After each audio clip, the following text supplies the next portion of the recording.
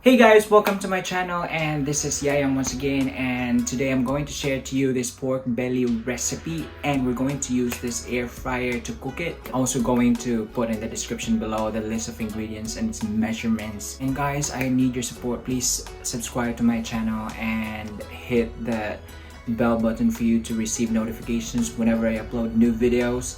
And please hit like if you like this video, and please share this to your friends, and don't forget to comment. Thank you, and we're gonna start that.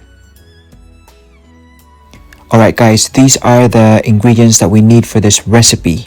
We have pork belly 500 to 600 grams, scallions or Sibuyas Dahonan, just the same amount as in the picture, half of a medium-sized red onion or Sibuyas, half of a medium-sized red bell pepper or atsal, 3 to 4 cloves of garlic or ahos, 1 lemongrass stalk or Tanglad, 2 to 3 teaspoons of Knorr liquid seasoning, 2 tablespoons of salt, or just enough amount of salt to cover the outer layer of the pork belly. And so the size of the pork belly that you're going to cook would depend on the size of the air fryer. If you have an air fryer that can fit a 1 kilo or more pork belly, it would be much better para dako ang maluto in one single cooking. You just have to adjust the other ingredients. Alright, so let's start guys. So, yes, hiwain nyo lang yan. Yan ang ating sibuyas dahonan. I don't know what's the Tagalog of that one. So, you just have to slice it that big. And then, what I did was, nilagay ko dyan sa may jahong. Yan. Nilalagyan na yan. Then yung atsal, I will just slice it into, probably just into small squares. Yan. Lalagay ko dyan. And then yung ahos, dikdikin ko muna ng kutsilyo. Ayan, katulad ng ginagawa ko dyan. Oh. Yep, you just do the same thing. Then you remove yung ano niya, wrap niya. Tapos you slice it into small pieces, small amount. Ayan.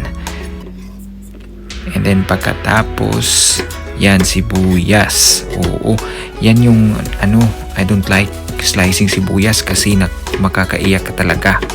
Oo. And then nakalimutan kong slice yung lemongrass, pero I sliced it. I don't know what happened that time.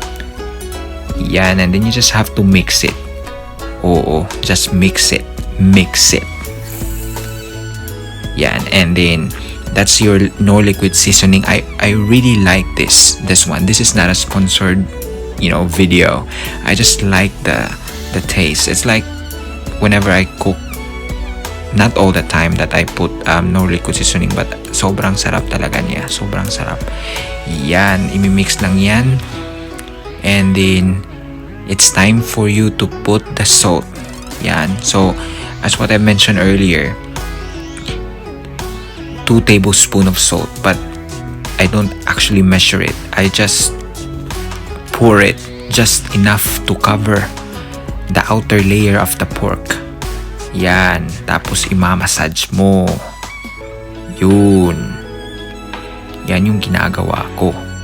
Minamassage ko siya para ma-absorb talaga ng meat yung salt. And don't worry kasi hindi siya magpaparat. Oo. Hindi siya magpaparat. And then, yan, you just have to put yung mga ano dyan, gulay-gulay. Yes, the other ingredients on top of the pork. And then, it's ready to be tied. Oh, ready na po siya. And it would be much better if dalawa kayo. So, someone will help you.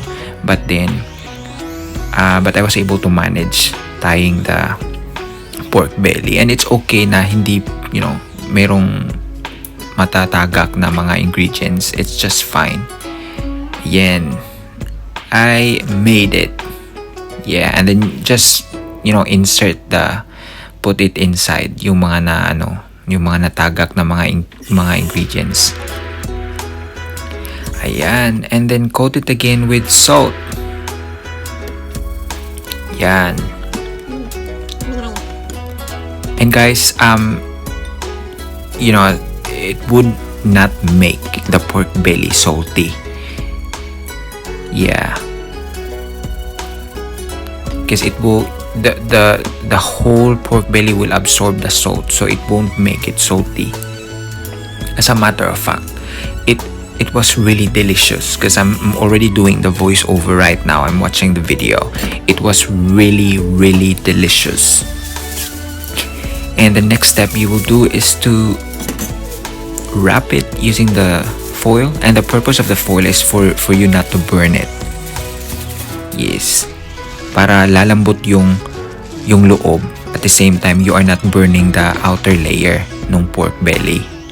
Ayan guys, so we will put that now into the air fryer. So yung air fryer po namin can only accommodate probably 500 to 600 grams of pork belly or medium size whole chicken.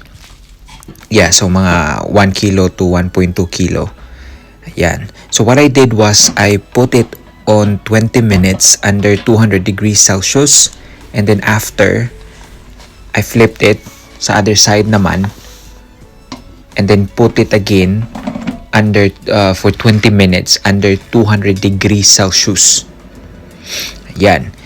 And yan. So luto na yung loob niyan, yung ilalim ng pork. But yung balat niya hindi pa, because it was being protected by the foil. Yan. So you just have to take off the foil. Wow. Yep. And this is the hassle part, yung pagtanggal ng yung foil, kasi mainit yan eh. Tapos yung foil, it stick to the skin. It's really, really hassle guys, but it's really worth it. Sobrang sarap niyan. Lami kaayo gyud. So yan, tanggalin mo lang yung foil, and then yan, meron pang nagsi-stick. So what I did was I just carried on, and then sinlice ko yan, and then I put it back into the air fryer.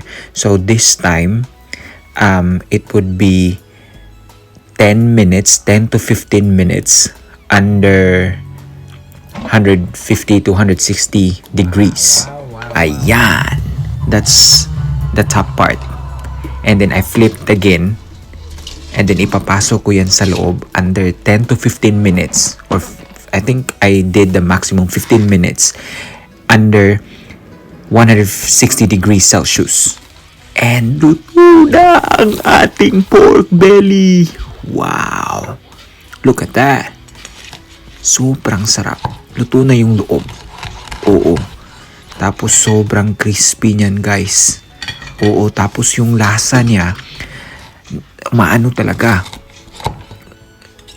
Parang, how do I explain this? Parang yung ingredients, especially yung lemongrass, it really, the meat really absorbed it, and it's really, really, really, really delicious. Grabe. As a matter of fact, na nga kami dyan, napingis. Oo, nakulangan kami. Nung kumain kami ng kapatid ko at ng in-law ko.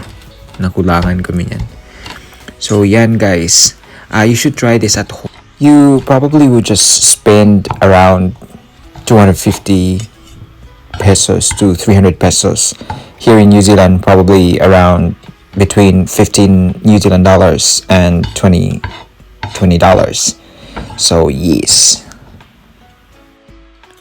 Lami anaka yui. Guys, when I was eating this one, I also ate some of the ingredients like the scallions, the lemongrass stalk, the onions, not the garlic, because I don't like eating the garlic, and it was really, really delicious. Sobrang sarap niyan. Promise. I always say that in this video. Yep. So yes guys, try that at home and tikiman na!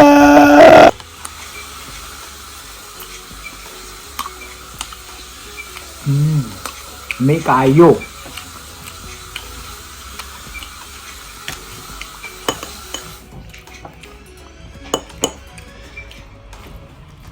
Napalitan na nini mo ni Kuan? Guys, you should try this at home, and if you like this video, please subscribe to my channel, and please don't forget to hit that bell button to receive notifications, and please comment any suggestions, and please share. Thank you very much. God bless you. Bye bye.